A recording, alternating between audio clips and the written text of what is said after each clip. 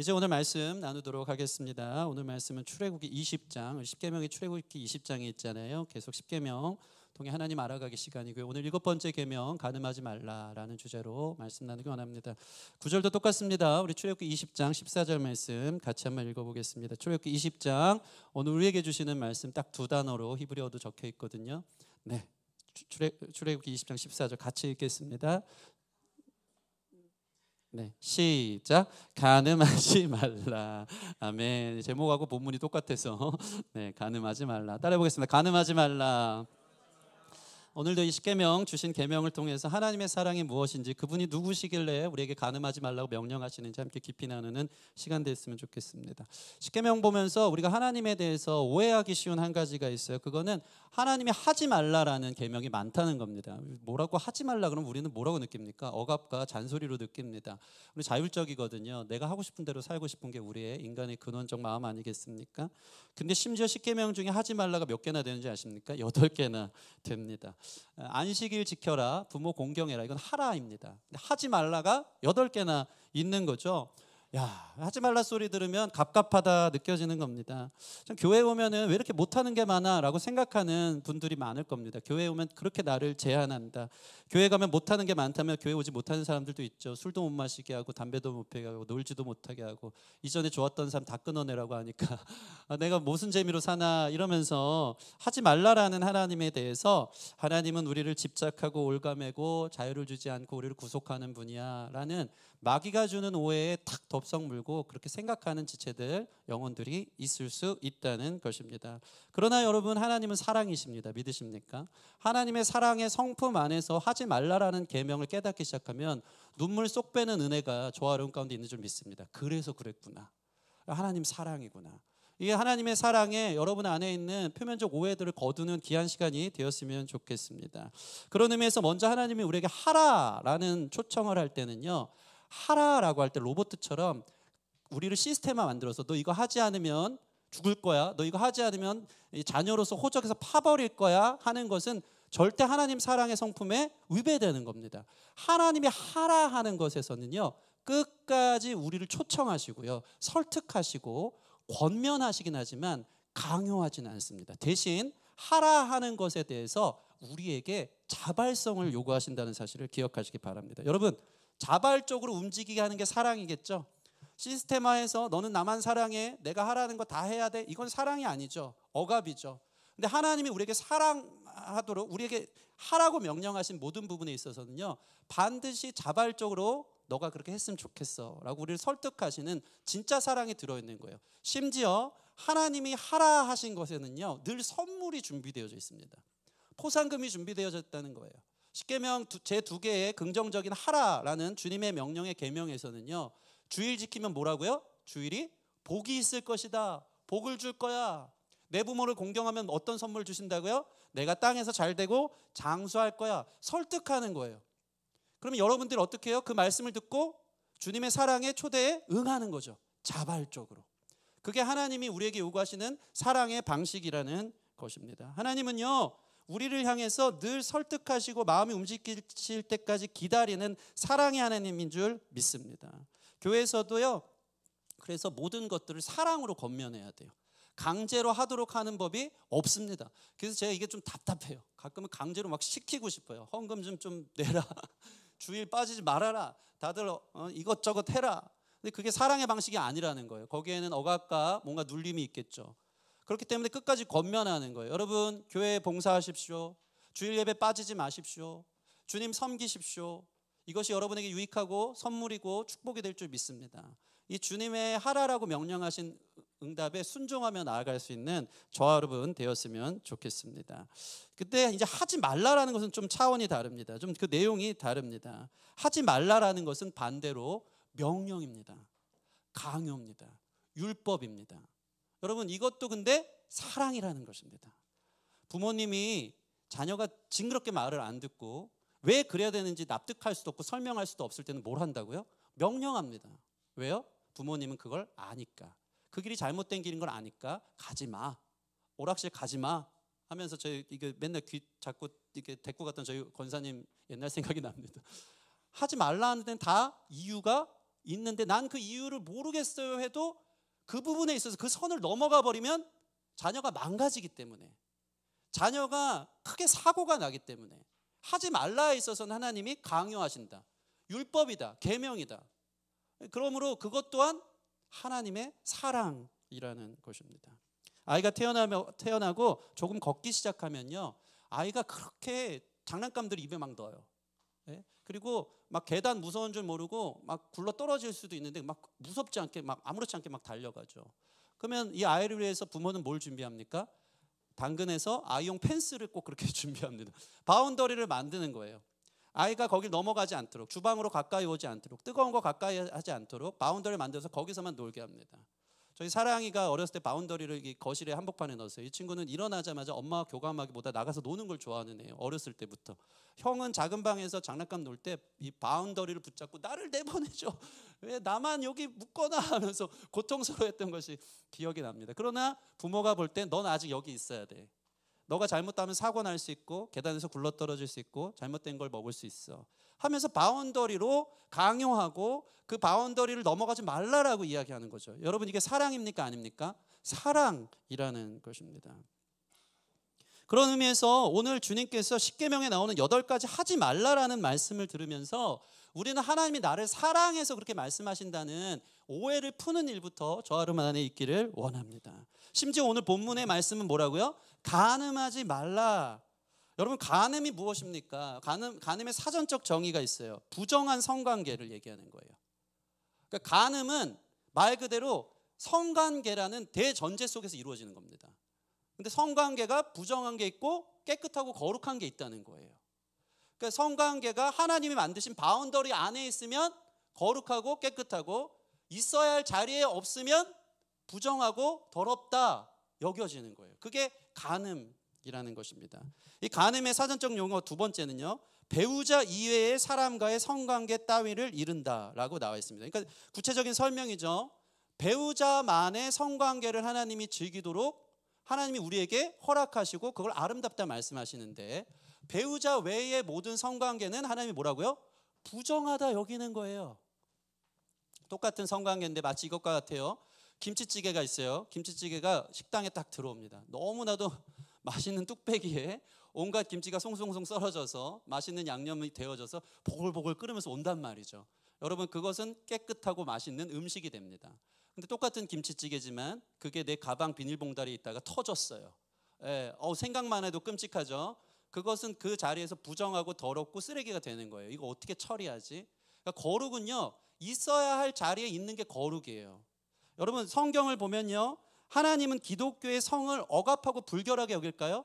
그렇지 않습니다. 성을 누가 주셨죠? 하나님이 주셨습니다. 성을 아름답게 여깁니다. 다만 성은 있어야 할 자리에서 누려야 된다. 그게 거룩하다.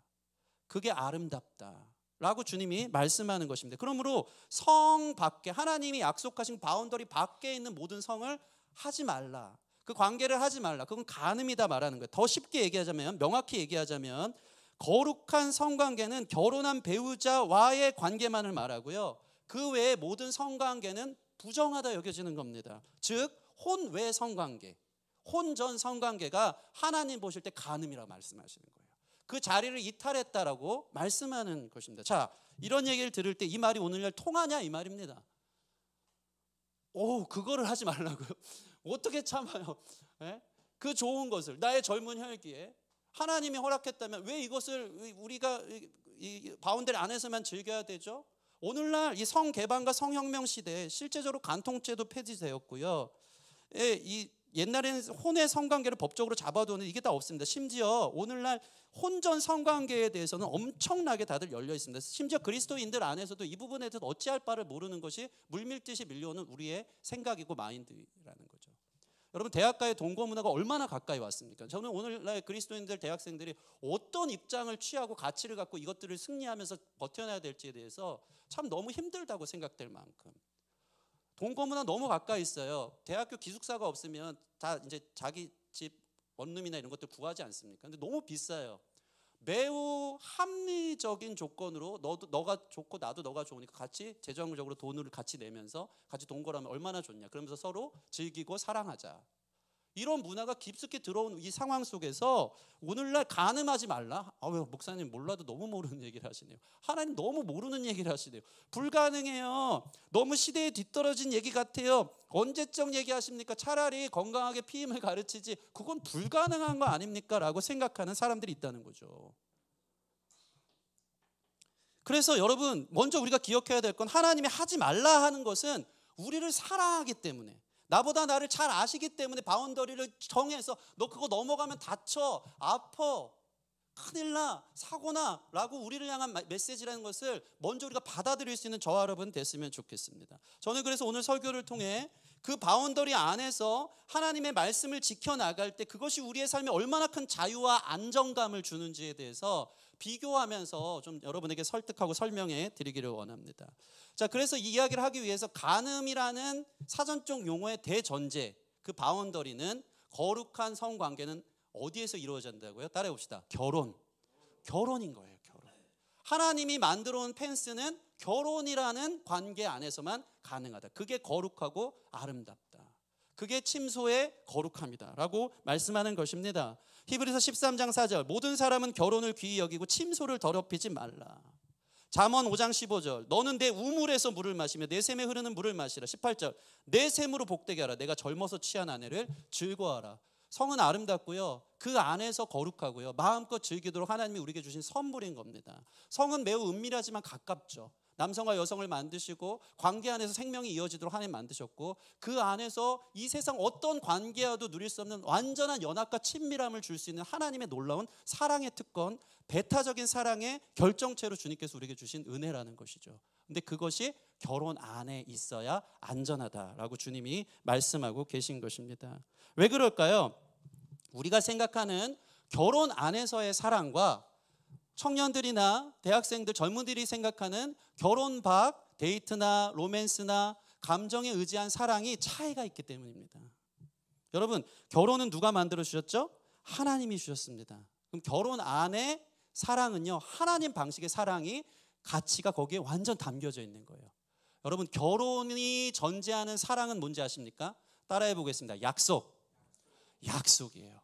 하나님의 사랑은요, 약속입니다. 내가 너를 사랑할게. 그 약속을 해주셔서 내가 너를 자녀 삼을게. 내가 너를 끝까지 인도할게.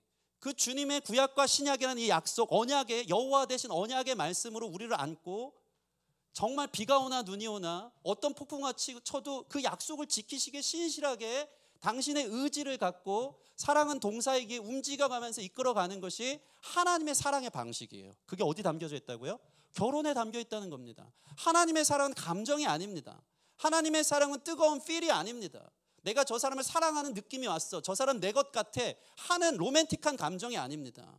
거기에 속으시면 안 됩니다. 하나님의 사랑은 의외로 의지입니다. 오래 참고 온유하고 필이 없어요. 좋으니까 좋은 게 아니에요. 모든 걸 바라고 견디고 참고 모든 것을 지키며 소망하는 것, 이것이 바로 하나님의 의지적 사랑인 것입니다. 그게 바로 결혼이라는 제도 안에서 주신 하나님의 약속의 성취의 모습이 되어지는 것입니다. 그러니까 여러분, 우리가 생각하는 보통 연애하고 데이트하는 그런 도파민의 로맨스와는 다른 것입니다. 여러분 한번 생각해 볼까요? 결혼 대상이 그 배우자가 언제까지 눈에 콩깍지가 씌어서 생물학적 도파민, 엔돌핀이 막 발전하면서 상대를 평생 사랑할 수 있겠습니까? 이 호르몬의 노예인 우리들은요, 채 2년도 그 눈에 콩깍지 아시죠? 우리 연애하는 분들 어쩜 그때는 콩깍지가 씌일 때는요, 모든 스포트라이트가 그 사람한테 비추고 정말 영화 속의 한 장면처럼 우주가 제 눈앞에 들어오는 듯한, 그 광채가 들어오는 듯한, 야, 그렇게 예뻐 보여요. 근데 그게 별로 오래가지 않는다. 결혼하면은 야, 내 눈에 콩깍지가 딱 벗어날 때 그러면 이혼하고 이 사람 아니구나, 이게 맞는 걸까요? 결혼의 대전제는 뭡니까? 너가 더 이상 전혀 사랑스럽지 않을지라도 나는 너를 사랑하기로 약속했다는 그 의지적 사랑의 제도 안에서 그 사람을 완전히 보호하겠다고, 영원토록 수용하겠다고, 영원토록 당신만을 사랑하겠다고 하는 엄청난 하나님적 사랑이 결혼 안에 녹아져 있는 것입니다. 여러분, 로맨틱한 감정이 전부가 아닙니다. 그 필에 속지 마십시오. 심지어 예전에는요, 로맨스 없어도 중매 결혼 아세요? 중매 결혼. 얼굴도 안 보고 누가 결혼해 하면은 결혼하고 아이들도 10명 이상씩 낳으면서 평생 이혼 안 하고 잘 살았어요. 그 약속 안에서 잘 산 거예요. 제가 좀 더 심각한 얘기 해드릴까요? 조선시대에는요, 보쌈 문화가 있었어요. 일명 이거는 약탈혼이라고 해요. 당사자나 가족의 합의하에 이어져요. 그러다 어느 날 자고 있는 처자를 데려다 놓고 사는데, 물론 가족의 합의하에 이어지지만 평생 이혼하지 않아요. 천생연분처럼 잘 살아요. 왜요? 약속 안에서 당신만을 사랑하기로 그 의지를 다하기로 했으며 그 안에서 감정과 로맨틱이 나오기도 하는 거죠. 근데 우리는 오늘날은 이게 다 바뀐 거예요. 그래서 결혼식장에서 제일 중요한 것은 따라해 보겠습니다. 서약입니다. 평생 당신 한 사람만을 검은 머리 팥불이 되도록 사랑하기로 다짐하니까 사랑하는 거예요. 기쁠 때나 슬플 때나 병들었을 때나 아플 때나 그 한 사람만을 사랑하기로 약속한 게 결혼이고, 그게 하나님이 만들어 주신 아름다운 사랑의 결정체가 되어지는 것입니다. 우리 다음 세대 아이들도 잘못된 사랑에 속지 않기를 바랍니다. 그래서 결혼의 목적은요, 죽는 날까지 너만 사랑하겠다는 거예요. 사랑하기 때문에 당신과 살겠어요가 아니고요, 사랑이 식어도 당신만을 사랑하겠어요예요. 그 결혼이라는 안전한 망을 하나님이 우리에게 주셨다는 것을 전제로 생각하셔야 되는 겁니다. 여러분, 우리 배우자는요, 속지 마십시오. 우리 청년들에게 환상을 깨는 얘기일 수 있겠지만 결혼하고 보십시오. 평생 그렇게 사랑스럽지 않을 때가 참 많습니다. 분명히 사랑스럽지 않은 날들이 있어요. 상대가 아름답게 느껴지지 않는 순간들이 있습니다. 그렇죠, 우리 결혼하신 분들. 저는 아닙니다. 저는 여전히 아름답고, 여전히 콩깍지를 벗을 수가 없고, 주여, 다음 주가 이제 다음에 거짓 증거하지 말라 이런 거 나오는데 제가 지금 거짓말하는 죄를. 참 신기해요. 연애할 때는 달라서 결혼하거든요. 저 사람 이것도 다르고 저것도 다르고, 그게 매력적으로 보여요. 근데 결혼하면요, 그 다른 것 때문에 늘 싸웁니다. 왜 저렇게 달라? 말도 안 통해. 더 이상 사랑스럽지 않은 날이 반드시 온다는 겁니다. 너무 맞지 않아요. 그래서 어떤 사람은 배우자를 로또와 같다 그러잖아요. 평생 맞지 않는다고. 외모도 영원하지 않고요, 그 사람의 개그도 영원하지 않고요, 갈수록 아재가 되고요, 사랑스럽지 않도록 촌스러워지는 날이 옵니다. 심지어 상대가 무능해져 오는 날이 올 겁니다. 상대가 더 이상 돈을 못 버는 날이 올 거예요. 병들고, 심지어 병든 것뿐만 아니고 돈은 못 버는 걸 넘어서서 오히려 병원비만 축내는 날이 올 거예요. 그때 누가 이 사람을 사랑하고 받아주고 용납해 줄까요? 약속입니다. 결혼이라는 약속에서 비가 오나 눈이 오나 병들고 아플 때나 당신만을 사랑했다는 그 의지가 얼마나 예수님의 사랑을 담아내요. 결혼이라는 모형을 통해서 약속하신 주님의 의지가 이 사람만을 사랑했던 그 약속 안에서 우리를 얼마나 안전하게 수용해주고 있는지 이루다 말할 수 없습니다. 마치 그렇기 때문에 결혼 안에서의 성관계는 이것과 같은 거예요. 자, 가장 부끄러운 나의 벌거벗겨진 맨몸이 있어요. 그런데 이런 나의 가장 취약해진 상태를 그도 벌거벗어서 나를 품어주고 따뜻하게 안아주고, 너가 이런 부끄러운 모습이 있어도 나는 너를 평생토록 수용하고 용납하고 안아줄 거라는 약속 속에 안아주는 그 바운더리 안에 있을 때 성관계는 가장 아름다운 거예요. 반대로 이 시대의 연애와 데이트는 어떻습니까? 둘이 사랑해서 만난다고 하지만 사랑하지 않게 되면 언제든 사랑을 포기할 수 있다는 전제가 있어요. 안전하지 않습니다.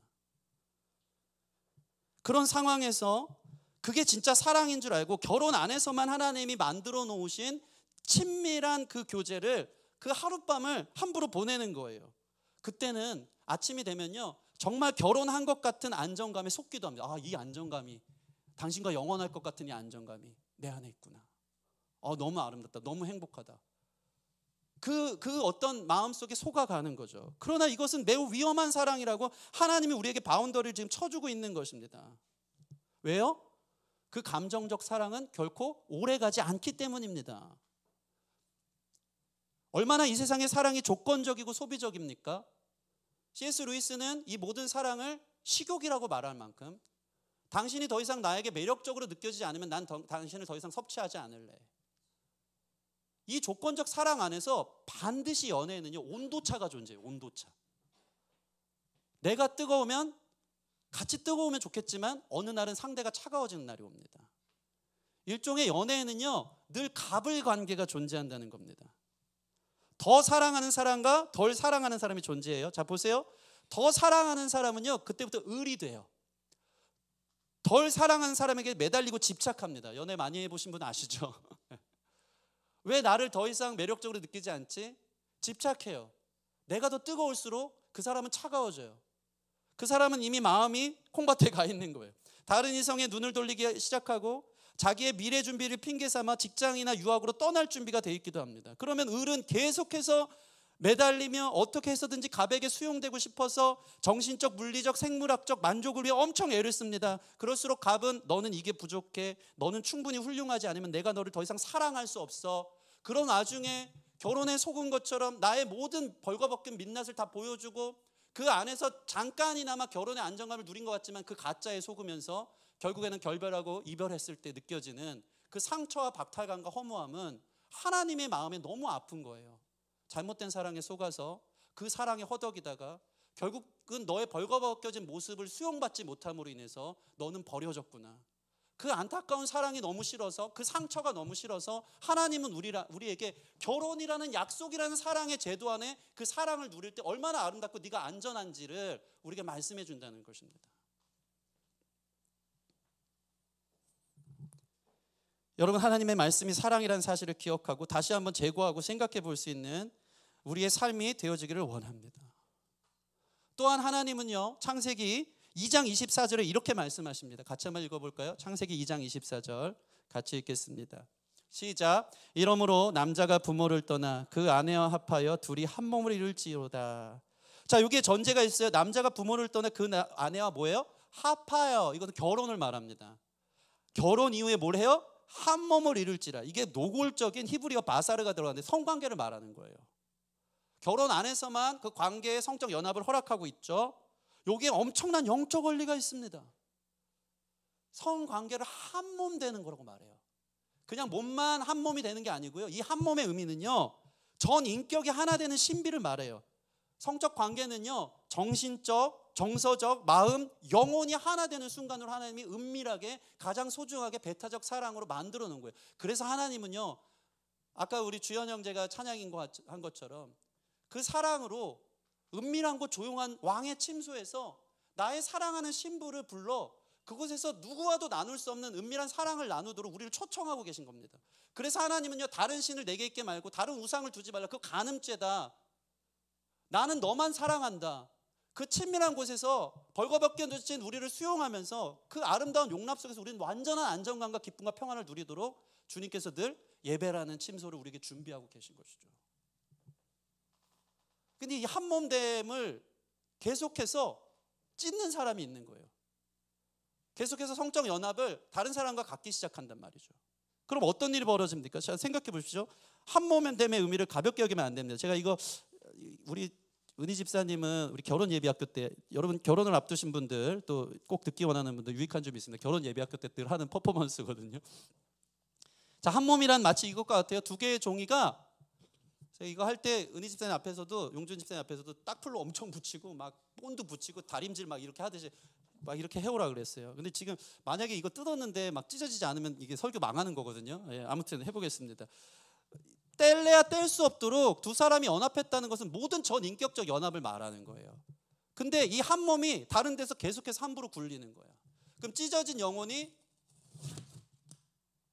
너무 꽉 붙였네.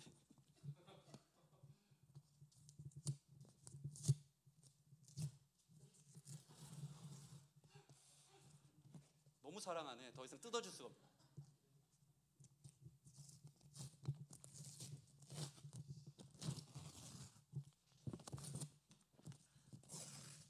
안 돼.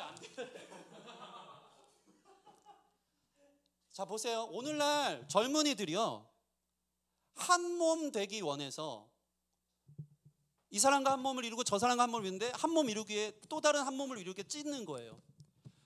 팀 켈러 목사님이 이런 말씀을 합니다. 오늘날 사랑이 없다는 거예요. 진짜 사랑을 못 찾는다는 거예요. 모든 사람들이 외로운 밤중에 저 밤문화에 허덕이며 내 한 몸을 누군가에게 의지하고 그 사람이 나를 영원토록 수용해 줄 것처럼 그 안정감에 속고 아침 새벽 첫차 속에 공허함을 누리는 그 젊은이들의 모습 속에 왜 이 세상엔 진정한 사랑이 없죠? 왜 나는 늘 사랑을 구걸해야 되죠? 이 세상의 모든 유행가나 가요는 그러한 이별에 대한 아픔을 마치 아름답게 승화하는 비극미를 노래하지만 나는 그토록 사랑했지만 당신은 나를 받아주지 않네요. 이 거짓된 사랑 앞에 당신께 나를 전부를 줬지만 한 몸 됐지만 찢어져요. 그리고 다른 사람에 붙어요. 또 찢어져요. 그래서 되게 중요한 영적 원리가 있어요. 성을 마음껏 함부로 발휘한 사람은요, 영적 분열이 옵니다. 사랑이 흩어져요. 누구를 사랑해야 될 줄도 모르고요, 자기 몸을 못 찾아요. 내가 누군지 몰라요. 여러분이 마음으로 짓는 성적 죄든지 아니면 육체적으로 짓는 성적 죄든지 거기에 어떠한 안정감도 없어요. 내가 없기 때문이죠. 나는 나누어져 있어요. 누구와 관계를 하더라도 그 관계 안에서 그 분열된 관계들 속에 나는 누구고 이 사람은 누구지? 엄청난 하나님이 기뻐하지 않는 완전히 성전으로 거룩하게 여겨져야 될 사람이 완전 분열되어져 있는 그런 모습을, 이 찢어진 모습의 연속 속에 어디에도 사랑이 없다라고 외롭게 허덕이는 인생이 될 겁니다. 여러분, 하나님의 설득은 우리를 너무나 사랑하시는 초청이라는 사실을 기억하시기 바랍니다. 저희 승리가 이런 얘기해요. 아빠, 엄마, 아이들이 요즘 사귀었다 헤어졌다 너무 많이 해. 그러면서 나한테 이런 얘기를 한대요. 야, 내가 이렇게 사귀었다 헤어졌다 하면서 나는 지금 연습하는 거야. 다음에 내가 꼭 결혼해서 만날 대상에게 얼만큼 준비된 사람이 되어져 있는지, 이 여러 번의 사귀었다 헤어지는 일들을 통해서 나는 성숙해가고 연습이 될 거야 라고 얘기해요. 그때 저희 아내가 엄청 지혜롭게 얘기를 해주는 거예요. 뭐라고 얘기했냐면, 야, 사랑이 연습한다고 되니? 사람은 변하지 않아. 똑같은 실수를 반복할 걸. 연습한다고 되는 게 아니야. 똑같은 이유로 또 다음 상대를 만나면 싸울 걸. 평생 연약한 존재가 우리야. 그래서 사랑은 결혼이라는 여기는 제가 좀 첨언한 거예요. 결혼이라는 바운더리 안에 변하지 않는 늘 연약한 나를 영원토록 수용해주고 용납해주고 또 사랑해주겠다는 그 약속의 전제 안에서만 내가 수용될 때 그때 사람은 변화되는 거야. 준비하고 연습하는 게 아니야. 그러므로 결혼은 사랑의 완성이 아니고 사랑의 시작입니다. 서로 용납해주고 사랑해줄 때 그 모습까지도 얼마나 아름다운 장치입니까? 그 안에서 연합하고 한 몸이 되면서 서로를 닮아가고 예수 그리스도의 사랑을 배우도록 하신 하나님의 놀라운 초청이고 아름다운 선물이라는 것입니다. 제가 가만히 생각해 봤어요. 성적인 죄의 유혹은 도대체 왜 오는 것인가? 하나님 말씀을 지키고 싶지 않은 반항심에서 온다고 저는 생각합니다. 왜 하지 말라 그래? 궁금하거든요. 호기심에서. 그냥 하나님 말씀을 그냥 대놓고 왜 그런지 이해가 안 되니까 그냥 거역하고 싶을 때가 있다는 것이죠. 그러면서 하나님이 하지 말라고 하면 더 하고 싶어하는 판도라의 상자를 여는 이 어떤 반항심이 우리 안에 죄성이라는 것입니다. 아우구스티누스, 성 어거스틴의 고백록에 배나무 절도 사건이 나와요. 잘 들어보세요. 어거스틴이 어릴 때 친구 몇 명과 함께 밤중에 과수원에 들어가 배를 훔칩니다. 그가 이렇게 배를 훔치고 나서 이렇게 말해요. 우리가 훔치러 간 것은 과일을 먹기 위함이 아니라 훔치는 행위 자체가 좋았기 때문이다. 심지어 우리 집에는 더 맛있는 배들이 널려 있었으며 서리하고 먹은 그 배는 너무 텁텁하고 맛이 없어서 바로 돼지들에게 던져다 주었다. 어떤 의미입니까? 죄를 범하는 우리의 죄성의 호기심과 반항심은요, 하나님이 하지 말라고 하는데 왜죠? 세상은 다 그렇게 사는데요. 그 반항심에 그냥 그걸 거역하고 싶은 그 행위 자체가 좋았기 때문이고 막상 그 맛을 봤을 때는 너무 텁텁하고 맛이 없어서 돼지에게 줄 만큼 하나님 말씀이 그래서 중요하고 그 말씀 지킬 걸. 심지어 자기 집에는 너무나도 달콤한 배가 넘치는데 성경에서 얘기하는 내 아내의 우물을 즐거워하라. 그걸 누구와도 나누지 말아라. 참 사람들이 신기한 게요. 결혼 전에는 하지 말라 하는 걸 그렇게 하고요. 결혼하고 나면 성 리스 부부로 살아가는 사람 많더라고요. 되게 웃겨요. 즐기라고 할 때는 즐기지 못하고 누리지 못하고요. 아니라고 할 때는 반항심에 호기심에 꼭 그것들을 누리다가 손이 엄청 대는 거죠. 다치는 거죠. 예전에 이 얘기를 드린 적이 있습니다. 자유에는 두 가지 자유가 있습니다. 철학자 아이작 벌린이 이런 얘기를 합니다. 자유는 부정적 자유와 긍정적 자유가 있대요. 부정적 자유를 우린 보통 좋아합니다. 억압에서 풀려나는 소극적 자유입니다. 하지 말라고 한 것이 이제 벗어나는 거예요. 야, 이제 나는 성인이 됐다. 이제 나는 대학생이 됐다. 내 마음대로 살 거야. 뭔가 왜 이렇게 억압하는 데서 벗어나는 걸 자유라고 생각해요. 그건 부정적 자유, 소극적 자유예요. 그런데 긍정적 자유는 뭔지 아십니까? 스스로 선택하는 자유예요. 그냥 놓여진 나의 상태가 좀 억압에서 벗어난 듯한 그 자유로운 느낌이 아니라 이제 내게 선택의 결정이 있는데, 성숙한 자유, 긍정적 자유는 무엇이냐면 그 선택을 다시 하나님의 말씀 가운데 순종하여 나를 메어두겠다라는 선택으로 나아가는 게 진정한 자유라는 거예요. 여러분, 하나님이 여러분에게 자유를 주신 줄 믿으시기 바랍니다. 결정할 수 있도록, 선택할 수 있도록 하신 자유를 긍정적이고 적극적으로 하나님께 그 사랑 안에 매여 있는 자유로 여러분의 자리를 주십시오. 선을 위해서, 귀한 열매를 위해서, 하나님의 말씀의 순종을 위해서 그 자리로 나아가기를 결정하는 저와 여러분 됐으면 좋겠습니다. 말씀을 마치겠습니다. 하나님은 오늘 우리에게 명확하게 간음하지 말라라는 단단한 바운더리를 우리에게 쳐주십니다. 그것은 결혼이라는 가장 안전하고 자유로운 사랑의 터를 마련해 주셨다는 것입니다. 결국 첫 번째로, 결혼은 이 세상에서 완전한 부부의 연합과 사랑을 통해 비유예요. 그림자예요. 결국 뭐죠? 신랑 되신 예수님과 신부 되신 교회의 완전한 연합을 향한 걸음이라는 겁니다. 믿으십니까? 즉, 결혼을 해도 완전한 연합 속에 있어도 거기에 우리 안에 진정한 만족과 기쁨이 있어요, 없어요? 없어요. 결국 우리는 사랑을 배워가다가 진정한 만족과 기쁨이 되는 진정한 신랑 되신 예수님과 연합하는 날이 온다, 안 온다? 온다. 그러므로 여러분 청년들 꼭 이런 얘기하면 우리 신협이가 제 마음 아파해요. 예수님이 좀 내가 그래도 결혼하고 오시면 참 좋겠어요. 왜 결혼에 대한 이상과 환상이 있는 거죠. 나도 여자친구 좀 사귀어보고 결혼하고 나서 예수님 오셔야 되는데, 맨날 저한테 그러는 거예요. 목사님, 제가 결혼 전에 예수님 오실 것 같아요. 되게 큰일인 것처럼. 그러나 여러분, 그 오해를 푸십시오. 주님이 약속하십니다. 결혼과는 비교도 안 될 만한 우리의 신랑 되신 예수님과의 연합. 그래서 천국에는 결혼이 있어요, 없어요? 죄송한 말씀은 천국엔 결혼이 없어요. 네. 절망적입니까? 오해를 푸십시오. 천국에는 결혼이 없어요. 왜? 결혼이 없어도 하나님의 사랑으로, 결혼으로 누릴 수 있는 은밀하고 친밀한 그 연합과는 비교도 안 되는 아름다운 연합이 하나님 안에 있기 때문입니다. 만족이, 안정감이 그 안에 있기 때문입니다. 그것이 바로 우리가 결혼하는 목적이고 예수 그리스도의 사랑을 동경하고 갈망하며 그 길로 가기 원한 목적이 되는 줄 믿습니다. 두 번째로, 참 놀라운 것은 십자가와 회개인데요. 저는 이 부분을 보면서 하나님의 엄청난 사랑을 생각하게 됐습니다. 여러분, 회개는 뭐죠? 회개는 내 벌거벗겨진 가장 연약한 모습을 주님 앞에 정직하게 얘기하는 순간입니다. 하나님, 저는 이런 존재예요. 저는 죄인이에요. 저는 더럽혀진 몸입니다. 벌거벗겨진 여러분의 민낯을 보여줄 때 주님 앞에 너무 부끄러운 가운데 설 수밖에 없는, 다 벌거벗겨진 누구도 수용할 수 없는 죄인된 내가 있는 거예요. 그 모습 그대로 나아가죠. 근데 그런 나를 누가 안아주시죠? 십자가에서 벌거벗겨진 예수님이 안아주세요. 마치 성관계와 같아요. 완전히 벌거벗겨진 주님이, 완전히 취약해진 주님이 나를, 그런 연약한 나를 십자가에서 안아주시는 거예요. 괜찮아, 나는 너를 사랑한다 약속했어.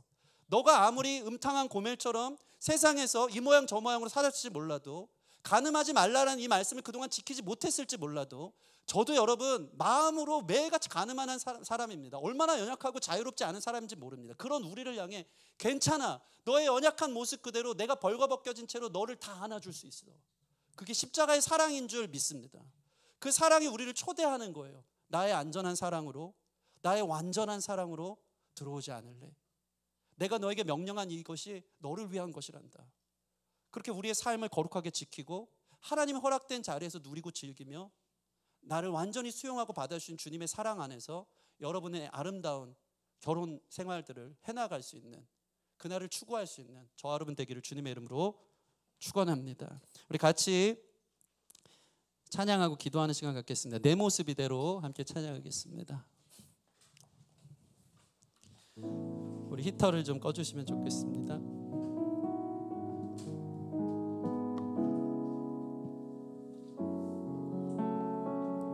십자가의 사랑을 생각하며 그 사랑 앞에 나아갑시다. 내 모습 이대로.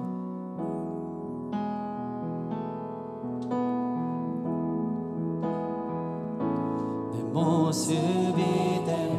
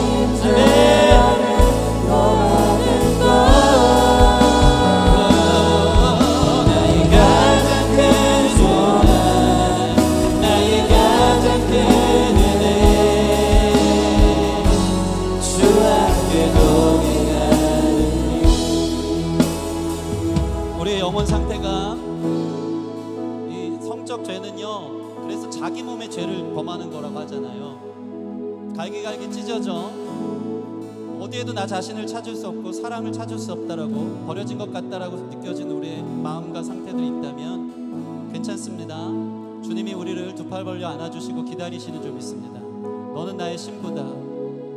십자가의 그 사랑으로 우리를 기다리시며 우리를 무조건적인 수용과 용납으로 안아주실 때, 여기 진짜 사랑이 있구나, 주님의 날개 아래 진짜 안전함이 있구나, 그 사랑으로 주님께서 허락하신 가정이라는 바운더리 안에서 주님께서 누리는 그 성을 누리며 하나님을 알아가며 깊이 있게 한 사람을 평생 동안 사랑해 가면서 하나님의 마음을 느끼고 그 주님을 만날 그 자리를 소망하고 동경하며 걸어가는 그 일로 우리를 부르신 줄 믿습니다.